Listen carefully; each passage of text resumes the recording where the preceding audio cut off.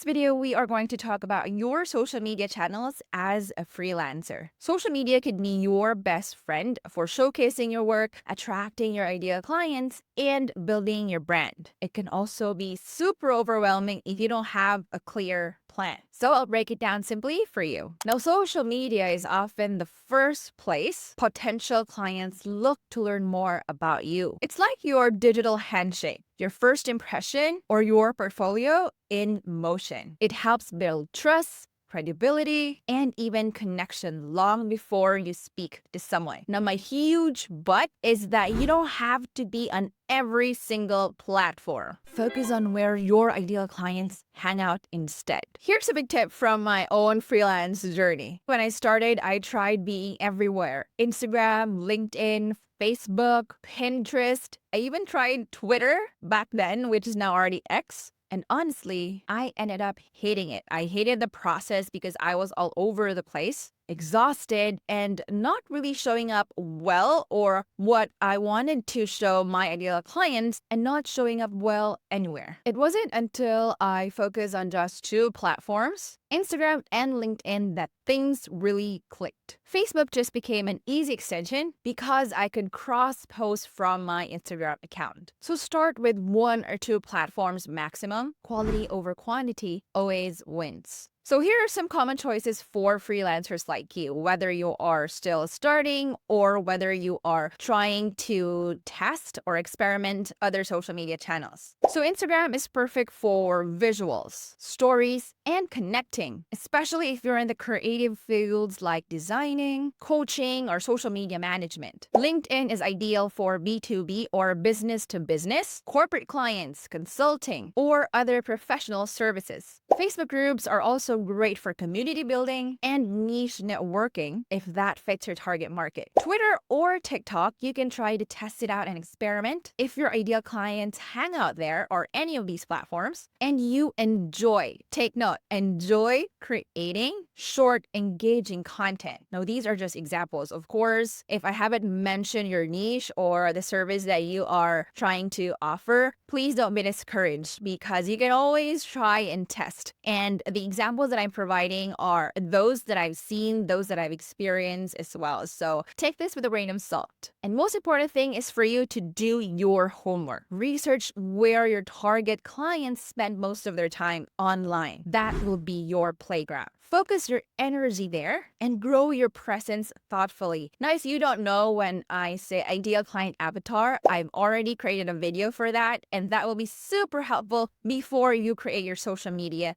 channel. Now let's talk about optimizing your social media profile. Now, your profile is like your storefront. It should feel clear, friendly, and trustworthy at first glance. So let's break it down. Number one is your profile photo. So use a professional and friendly photo, one where you're smiling, you look approachable, you do not look intimidating, and dress in a way that feels true to your brand or to the business that you are marketing. And stick with the same profile photo you use in your portfolio for consistency across platforms. Avoid selfies or overly filtered photos or anything that distracts from your credibility. Of course, if budget is tight, and especially when you're starting, you don't need a full-blown photo shoot. Just clean lighting and a warm smile can go a long way. So second is your bio. So think of your bio as a mini elevator pitch. It should clearly say, number one, what you do, number two, who you help, and number three, how you help them. Keep it simple. Avoid jargon or industry-heavy language. Aim for something a potential client can understand in 5 seconds. For example, I help small business owners stay consistent on social media with easy-to-follow content and engagement strategies. Third is your call to action, or CTA. Tell people what you want them to do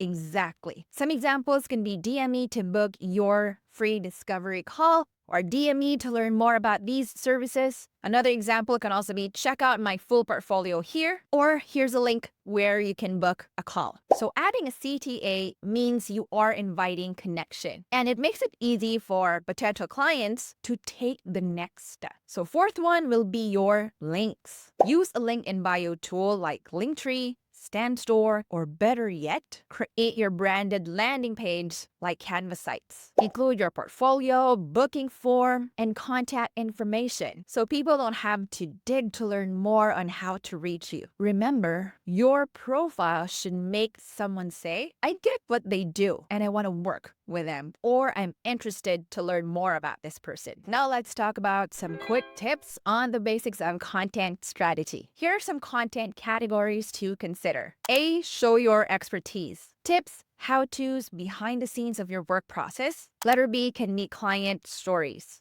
Share successes, testimonials, or case studies. Of course, with consent or with permission. Letter C is add personal touch. Share your journey, your values, what makes you you. This builds trust. And in your post, always make sure that you add calls to action. Or it can also be 1 CTA per post. Invite followers to ask questions, book calls, or even check your portfolio. Now, if you're starting, you are going to test the water. So the main goal for you is to show up consistently. Now, consistently varies or is subjective. What's consistent with another person might be different for you. So let's say if I'm already this season in terms of social media, consistency for me might mean 5 times a week of posting. Whereas for you, where you are still learning, trying to figure out certain terms, certain strategies, consistent for you might mean twice a week of posting or thrice a week. And that should be okay. You don't have to measure your pace or progress based on someone else's ruler, based on what you see in other accounts, especially if you are starting, because you know what's built in consistency. It's your momentum. So use tools like Canva for design and scheduling apps like Later, Buffer, or even Meta Business Suite. All right, so now that your profile is set up and you know where to show up, let's talk about something that also helps move the needle: community engagement. So here's the harsh truth. Social media isn't just a place to post and promote. It's also about connection. If you're only showing up to talk about yourself, but never joining conversations or supporting others, you're missing the whole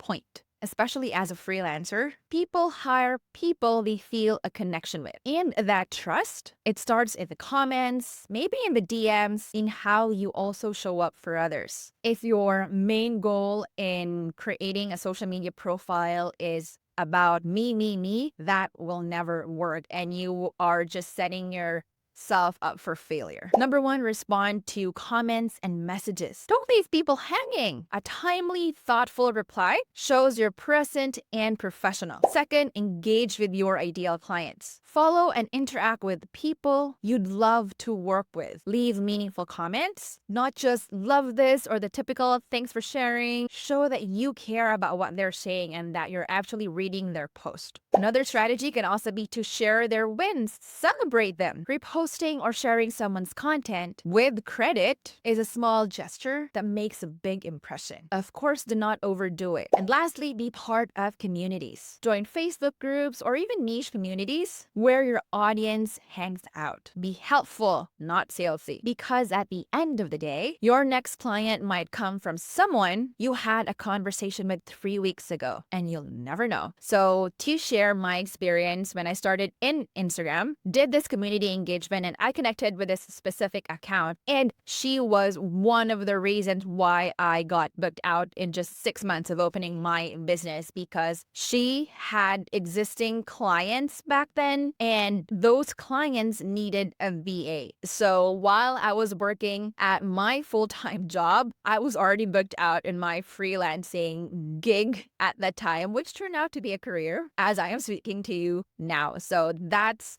one proof that if you are intentional in doing the community engagement, you will definitely reap the rewards. All right, now let's talk about promoting your services on social media without sounding or feeling pushy or salesy. So first, I want to be honest with you. I personally do not advocate for cold outreach or cold DMs. Now, hear me out and please do not attack me. I've tried it before and I just feel like it didn't align with the direction that I want my business to go to. So I'm someone who values genuine connection. And I believe that before you message someone about their business, there should be some kind of relationship, some rapport, or even history. Think about it. Would you be comfortable If someone you barely know slid into your DMs or sends you an email asking you about your business needs. So for me, that kind of approach feels intrusive. So I focus first on building trust. But here is the important part. If you're someone who's doing cold outreach and it works for you, that is amazing. I fully support you in it. I'm not here to say that it's wrong. Of course, everyone has their own styles, right? I'm simply sharing what's worked for me. That's why earlier I told you, or I gave you a bit of a disclaimer. If you want to try my tips and test cold outreach, why not? So give it a go and see what feels aligned to your energy and values. So now if you are promoting your services in a way that feels more relationship-based, here are a few things that can help. Number one, lead with value and connection. Be helpful, show up consistently, make people feel seen. Second, post clear yet occasional offers. Something like, I'm currently open for 2 new clients this month, or I'm opening 2 new spots per quarter 2. Message me to learn more about it, or send me an email at so-and-so. Next is for you to use your stories or caption to highlight wins, to highlight milestones and your progress. Share testimonials, before and after results, project updates in a natural, low-pressure way. So a bit of a disclaimer here when you are showing before and after results or other client-sensitive information, make sure that you always ask for consent and permission. Otherwise, that would be illegal. And lastly, let your work speak for itself. Remind people what you do, how you help, and where to find your portfolio or website without feeling like you have to hard sell. Remember that visibility matters, but so does integrity. So find a rhythm that works for you, and the right clients will respond. So you made it to the end of this video, and now it's your turn to take action and start showing up online like the amazing freelancer that you are. So let's keep it simple and doable. So your power checklist are the following. Number 1, pick your top 1 to 2 platforms and don't try to be everywhere. Number 2, refresh your profile. Upload that friendly, warm profile photo. Write a clear what you do and who you help bio, and add a CTA or call to action. And you can start choosing 3 core topics to post about so you're not scrambling for ideas. 4, try to engage at least once, twice, or thrice a week depending on your capacity. Respond to comments, connect with others, and be social. It is social media after all. And lastly, make your portfolio or website easy to find. So now remember that you are planting seeds every time you show up. If this episode gave you that little push that you needed, go ahead and like, subscribe, and hit that bell. And let me know in the comments which platform are you choosing to focus on and why. So until then, keep showing up, stay curious, and trust that you're building a freelance business that's both sustainable and aligned with who you are. See you on the next one. Explore and learn more about the freelancing world by downloading my free guide called the Freelance Starter Kit. It's available in the description box below. Make sure that your email address is active, and please check both your inbox and spam folders after you're done signing up. You'll also see a link where you can submit your questions about freelancing so I can talk more about those in my upcoming videos. Thank you and see ya!